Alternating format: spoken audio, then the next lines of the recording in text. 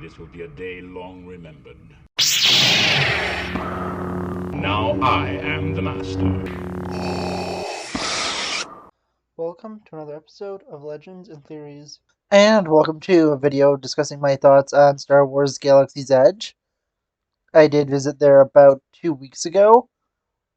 I think it'll be closer to 3 by the time this comes out, since I visited the first Monday in December.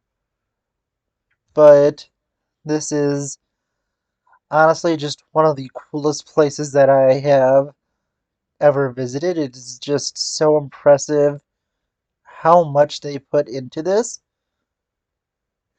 And yeah, honestly, I just really couldn't believe how crazy it was.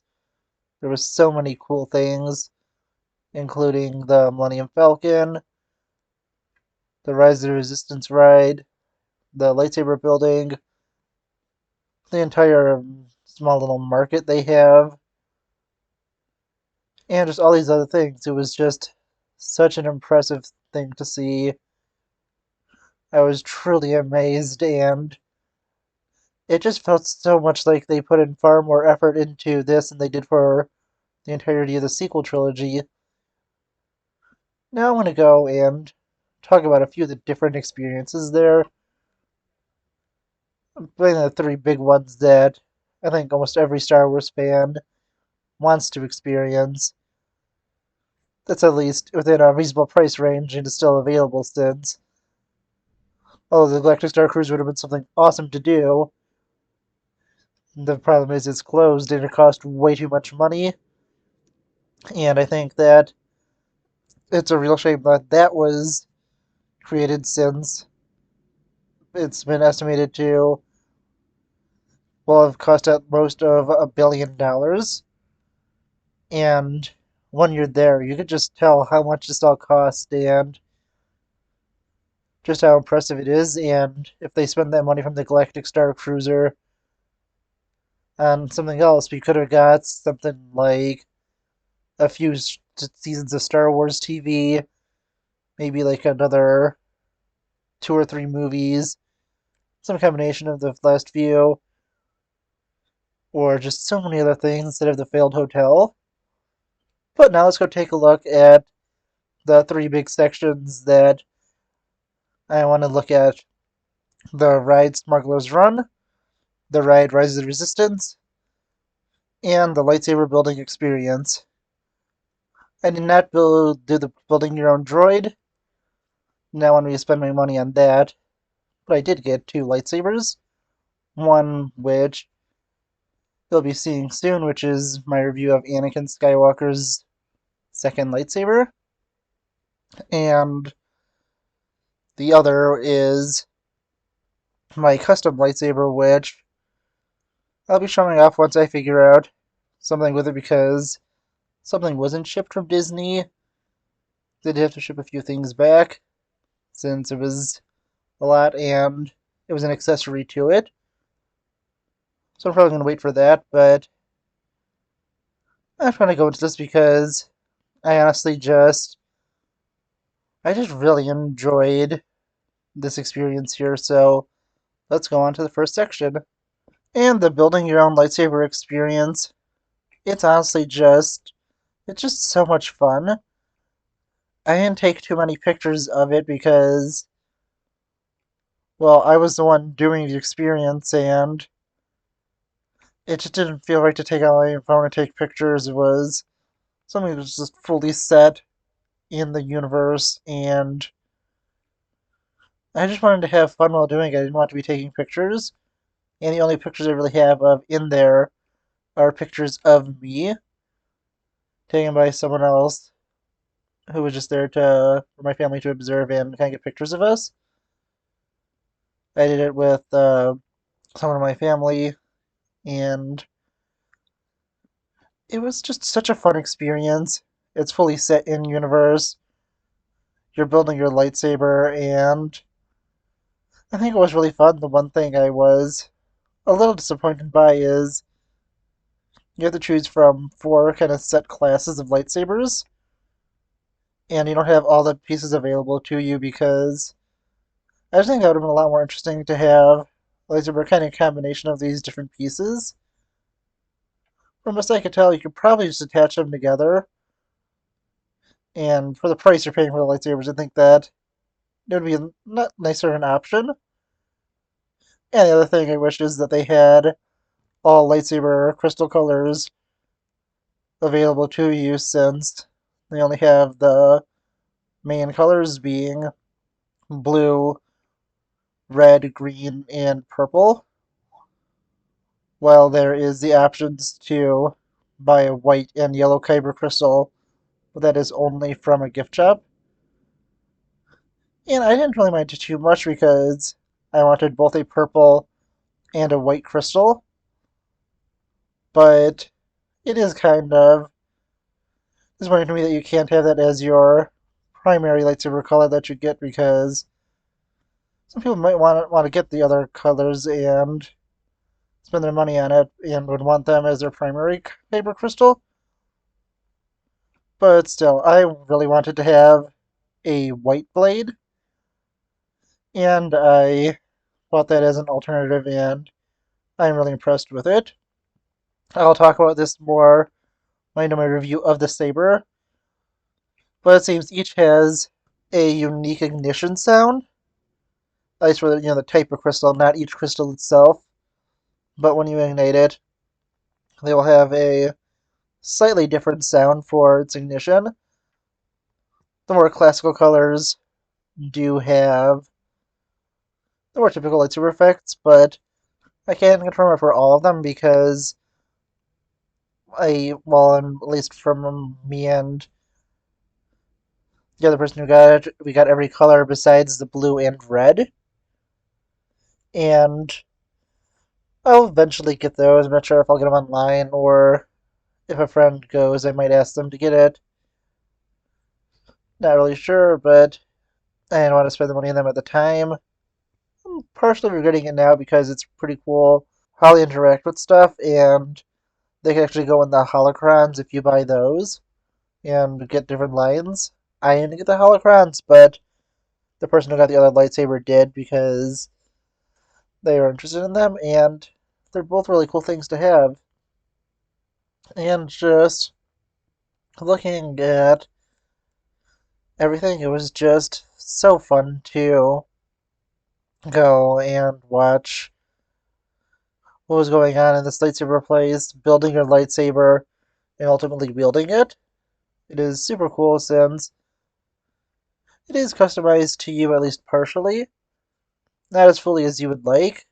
And if you ever did the cheaper version of it, which has been there for a while since it was there at least up to my first time ever visiting, which I believe was 2011, which is where you make more of a play style lightsaber, which is just a combination of the different parts from different character lightsabers. This version is just fully custom lightsabers to have a different look and design. And yeah, it's just a really fun experience overall. But now let's go on to the next thing of being impressive, which is Smuggler's Run. And Smuggler's Run was just a really fun experience also. It is a ride that you take on the Millennium Falcon alongside the legendary Hondo Ohnaka. And man, I just love Hondo as a character. He's just always so fun. He has his crazy, absurd plans, and it's just always so much fun to see Hondo because you really don't know what's going to be happening next with him. It's really fun to do this. I did it twice as a pilot on each side, and from what I was told is you didn't want to take the back seats because it's just mainly pushing a button at a certain time, and the pilot is the best role to do. I was able to get it on twice since I was at the holiday party, which is something I might talk about separately in the next day or two. I did that for Hollywood and Magic Kingdom, so I got to stay pretty late. In fact, the Hollywood Studios day where this is located was probably one of the longest days I ever spent doing anything, since I was there for about 16 hours. But yeah, there was almost no line since there wasn't as many people in the park. And it was honestly just crazy how fun it was. I just had a great time doing it. It's cool sitting in the co-pilot seat where you're going from side to side. I think it's co-pilot. Co-pilot, I believe, is on the right side. And from there, you get to pull the switch going into light speed. That was a really just fun experience to do that. And you have the most control of the ship there. It was a really fun experience, and something I would highly recommend to do. And the trick is they'll have you send into a group of 6.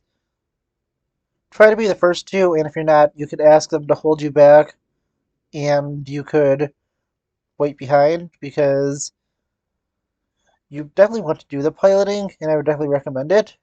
Don't know about the backsides, but that was the advice I was given, and the advice I want to pass on. The other really cool thing is they have a mini interior of the Falcon. From what I can tell, you don't go into the actual Falcon, which is just really disappointing because I remember at one point there was a Millennium Falcon experience where you actually went into the ship and you flew it, and although I really did enjoy it, I wish that this was a little more set up like the actual Falcon, and it could have been something where you go to have 2 people in the piloting seats, maybe one in the middle, and 2 people in the gunner positions. I really have no idea how they would, be able to set that up for multiple people. But I think it would be such a fun thing to do and give each people, a different experience. Oh, and you could have cut the repair part out, put that in with the piloting section, and had it set for a group of 4 where 2 of them go up front to pilot, and then another 2 go on to maybe a different area. One climbs up the ladder, one climbs down to be able to do the gunning. And I think that would have been a really cool way to do it, since that is one of the Nick accurate parts, but I do wish that they actually let you go on the Falcon and they fully did the interior and everything. But at least the section they do have is cool, and you are able to, at least temporarily, sit at the hollow chest table and get pictures at it. I did that on my second turn because I truly wanted a picture at it, and I had a little more time on the second time, so I was able to ask about it. But yeah, honestly, the Falcon is a really cool experience. The animatronic of Hondo is cool, and I just had a lot of fun on that, but now it's time to move on to just the craziest thing that they have, which is Rise of the Resistance. And Rise of the Resistance, I said, it is insane. It honestly feels like, and from what I saw, it looks like they actually did spend the budget of an entire movie just on this ride. And I've been on a lot of different rides throughout my life. I have gone to a few Six Flags parks. I've gone to Disney World 3 times and Universal Studios 2 times. And as I could say that I haven't been on nothing in my life like this ride. It is insane. It has so much put into it. And if you haven't gone on it, I'd recommend just skipping ahead because I will have these time stamped, and I don't want to ruin this experience for you because this individual ride managed to be better than the entirety of the sequel trilogy, even though it is set during the sequels with all the sequel characters. It is honestly insane for me to say that a ride at a theme park is better than an entire trilogy of movies, even the sequel trilogy, because I honestly never really experienced that, and I was so glad I was able to go on it once, but that was the only chance I did get because there wasn't an opportunity for me to go on again since I went towards the end of the day and had to go into a virtual queue to actually get into it. But yeah, let's go and start discussing this. After you wait through the line, you get to what is honestly just looks like a simple ride where you stand inside of the Resistance transport, which is, and just on a kind of unrelated note, a Lego set, which I might get because I love this ride so much. And it is just really insane because they just did so much for it. The first part is more just an interactive ride where you watch the screen. I think it does bump around because they have you hold on to kind of like a handrails that are around the thing, but it's not super necessary for that part. And you fly through trying to escape from the world of Batuu, and you are eventually captured by the First Order and are brought on board what is honestly just the most insane thing ever. They created the full interior of a First Order Star Destroyer. It is insane how much they did. They have a full cast in there dressed as Imperials and a bunch of what I'm assuming is animatronic stormtroopers because there's no way they could have got that many people. As I was showing in one of the images, they have First Order TIE fighters and so many other things scattered around it. It is honestly just so cool as you're walking through, and as you go through, you're just impressed by how much they put in there. It is so cool as they are putting you in lines to be brought in for interrogation. And yeah, it's just so crazy. That's probably the most insane part.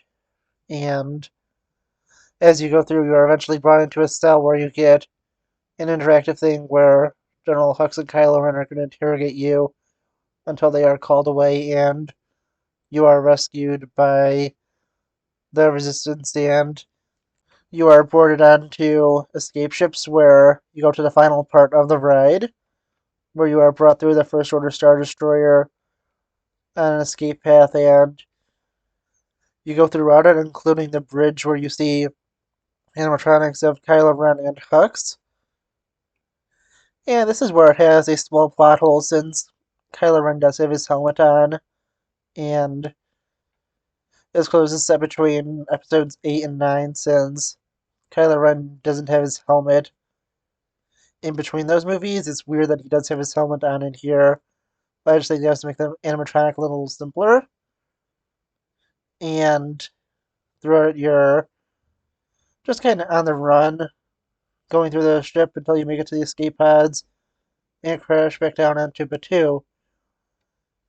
And yeah, honestly, this ride is completely insane.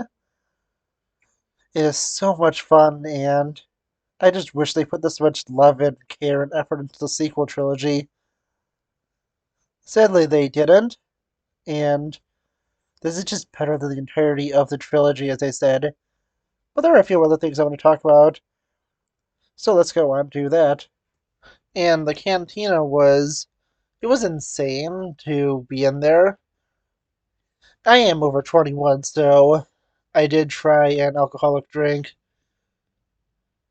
And not counting some things that I had a little taste of, this is my first, kind of full alcoholic drink I've had since I am over 21, but haven't been for too long and haven't had too much of an interest in drinking. But I believe it was like a fuzzy Bespin, and it was a good drink. I also tasted one of, it was called the Outer Rim. Didn't love the taste of that, but I was with someone who was obviously also over 21, and we got two to try, one for each of us, and honestly, I really enjoyed the drink I had.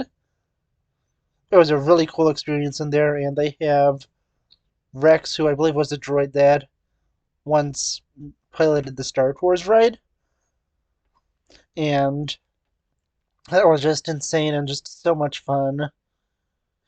I experienced like the full 45 minutes in there.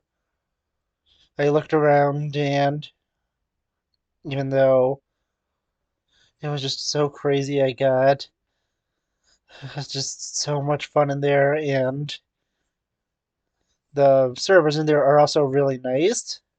I did get the 2 souvenir cups, and the server, since they won't be able to tell who this is, did give me some of the coasters there, and it was just a really nice thing. They did not need to do that, especially since they sold different Galaxy's Edge coasters, which I didn't get because I wasn't sure what kind of ones I got since I didn't get a chance to look through the bag.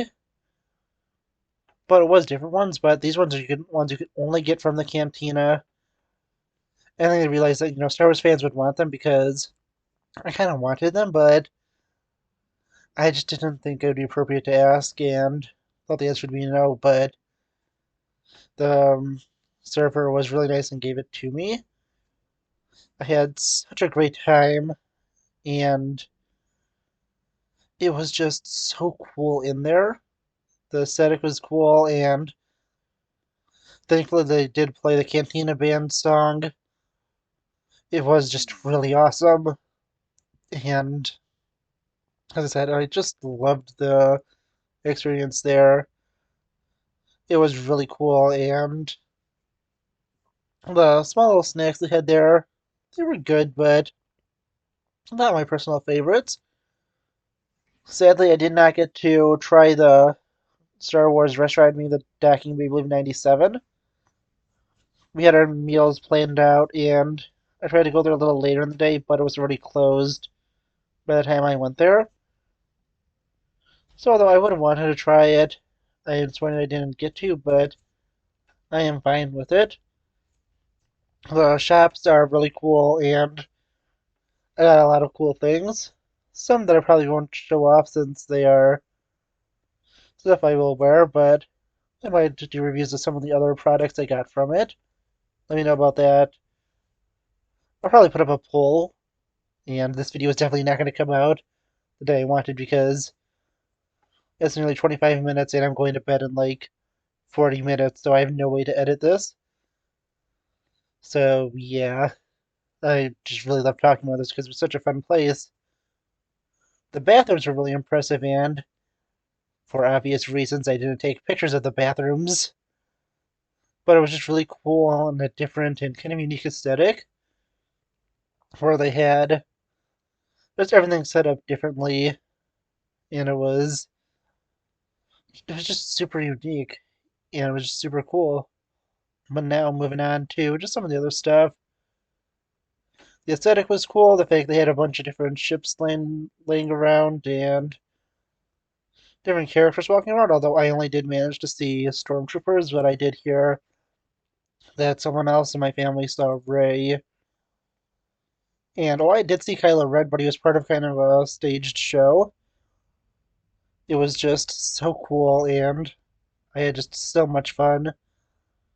For this day, I had to go through my collection of shirts because I wanted to wear something that would be existent in the Star Wars universe. And I did have one. It was a really fun shirt that said "Support the Troops" with a picture of a bunch of Imperial stormtroopers. I got that at like some convention from one of those like custom printed places. But I just really love that shirt, and it's a fun shirt to wear, and I just wanted to wear because it would be something could wear in the Star Wars universe. Although obviously it would be an Aurebesh. But yeah, honestly, I had so much fun there. I got so many cool things, and that was definitely my favorite day of my entire trip. And I would highly recommend that you go there. And I honestly want to know what you think. Have you been to Galaxy's Edge before? Have you not? Do you want to go? Please let me know in the comments. And I will see you all in the next episode of Legends and Theories. Thank you for watching this episode of Legends and Theories. Please subscribe, like the video, share the video, leave a comment, check out the video on screen, and may the Force be with you.